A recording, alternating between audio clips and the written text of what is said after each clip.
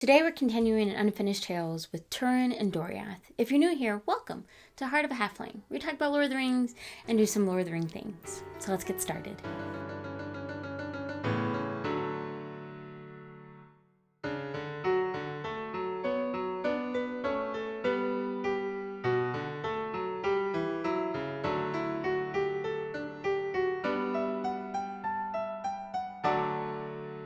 So this section starts off with Turin being in Doriath now. He's about 9 years old.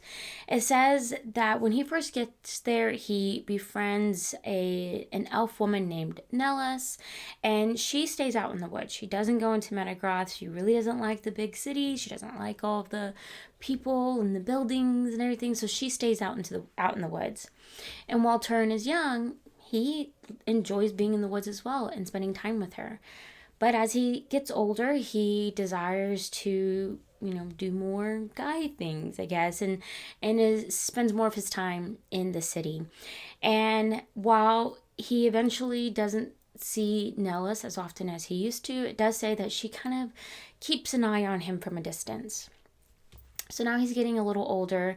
He's in Menagroth, and it says that Beleg is teaching him a lot of the lore, the language, and craftsmanship, which he's not very good at. It says that he kind of can build up to a point, and then his strength just kind of takes over, and he ends up breaking whatever he's making. However, he is a great swordsman, and this is what he ends up really having a desire for. And so that's what he does with Beleg most of the time. Now, in Menagroth and Doriath, he is the only man there, but everybody really likes him. Everybody seems to enjoy his company, and he's honored as the king's foster son. There is one elf, though, who is not a big fan of Turin, and that's Saros. And he kind of makes the comment of, didn't Thingol learn from the last time that he let a man in and the destruction that came with that, talking about Baron. And so he's not real keen on Turin. But some time goes by. Turin's about 17 years old. And while he's been in Doriath, Thingol has been sending messengers to Morwen as kind of keeping in touch, kind of seeing what's going on, if she's okay. And Turin learns about his sister Nienor and how she's growing up so beautifully. But suddenly the messengers aren't able to get through. The land is getting so destructive now that they're not able to make to Morwen. Morwen can't send messengers back. And so there's kind of a halt in communication. And this obviously bothers Turin, and Turin now has a desire to go out and fight against Angband.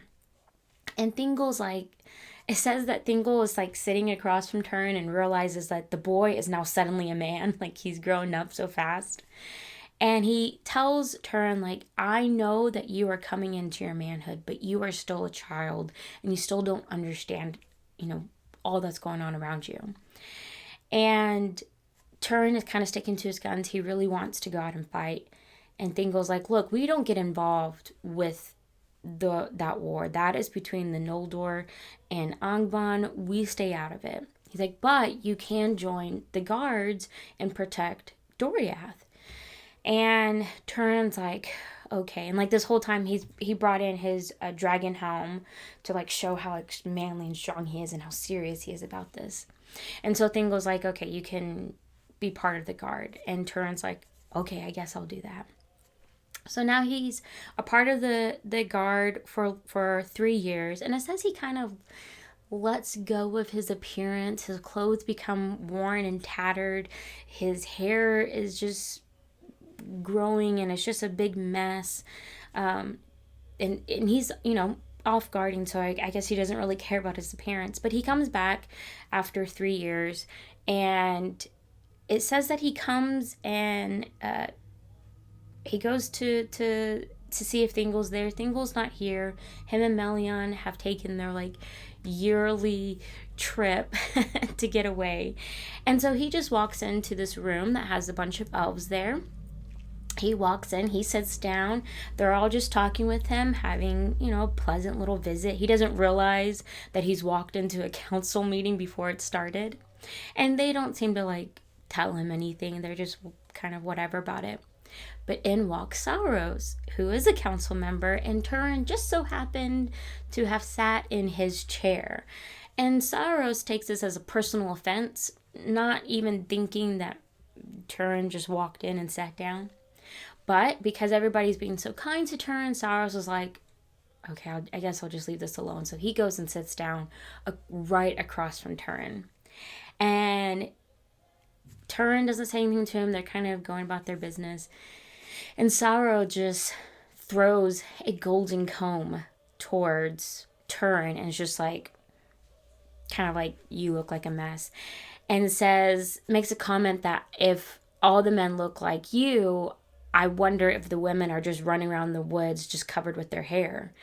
And this obviously upsets Turin. And we later find out or realize that Turin took this as a personal offense to his mother. So Turin takes a goblet and throws it at Sauros, hits him in the face.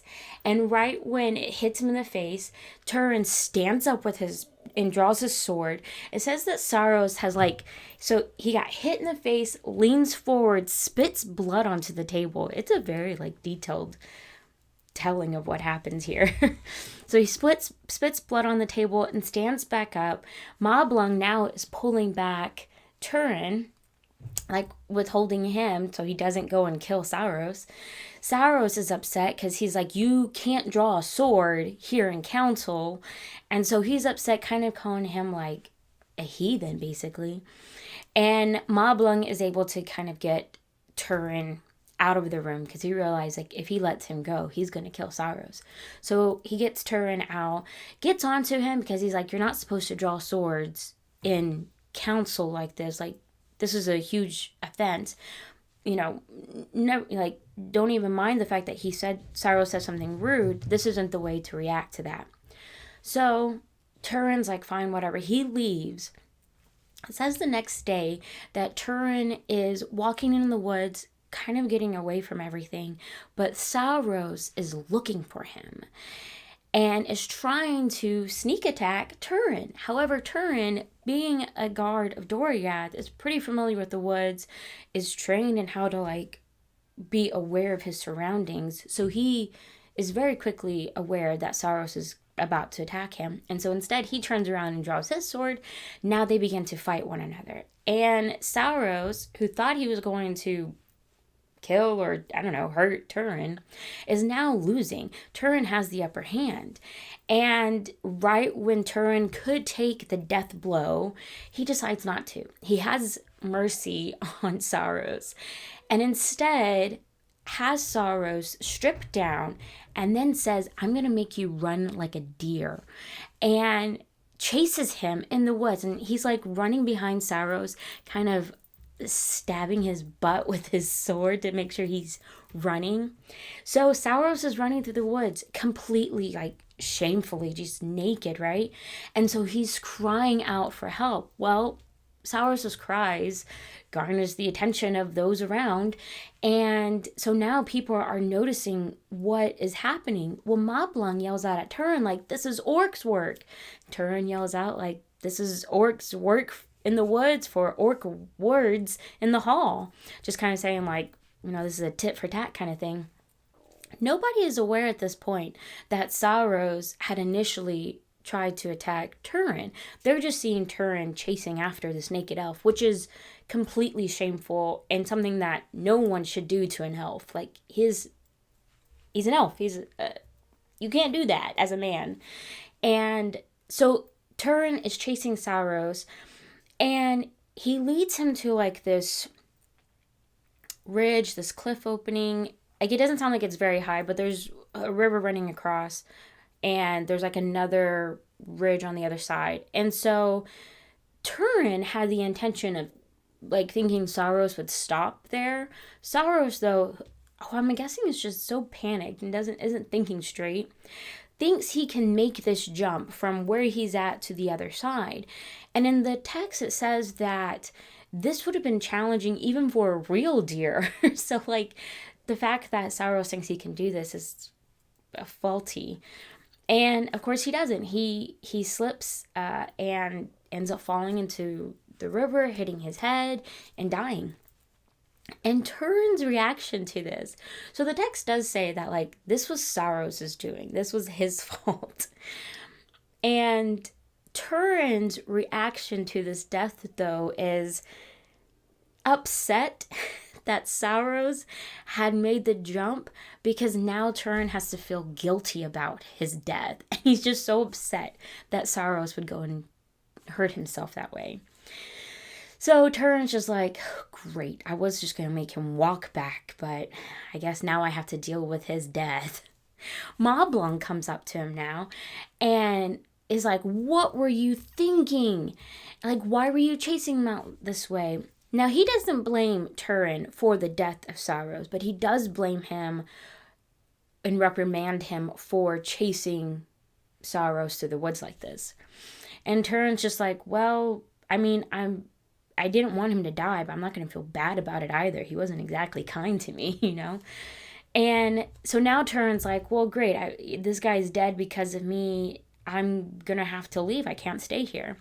And Moblung's telling him, like, no, like, you have to stay. We need to wait for Thingol to get back so he can, you know, judge this whole situation and maybe he'll pardon you. And Turin's like, no, he would be a fool of a king to pardon me because this was one of his counselors.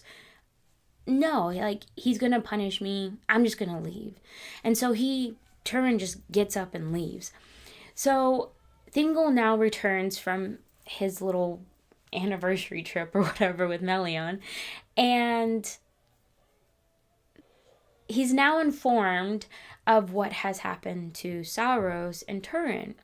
And the story that he's being told, though, is that Sauros said some crass words to him in a meeting, and then the next day Turin is chasing him through the woods. So Thingol's like, okay, well, yeah, he needs to be punished for that.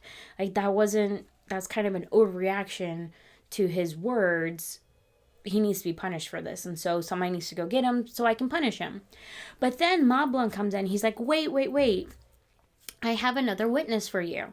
And Thingol's like, well, why didn't you come when I called for all the witnesses? Why are you late? And he goes, well, because of who I had to go get.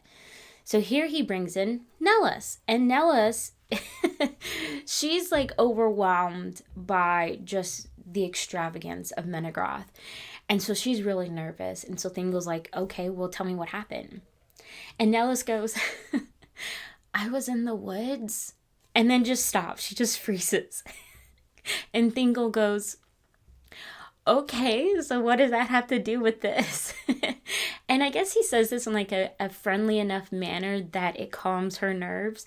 And then she kind of picks up and goes, well, I was in the woods and I saw that Sauros actually attacked Turin. And Turin could have killed Sauros, but had mercy on him and instead, you know, humiliated him rather than killing him.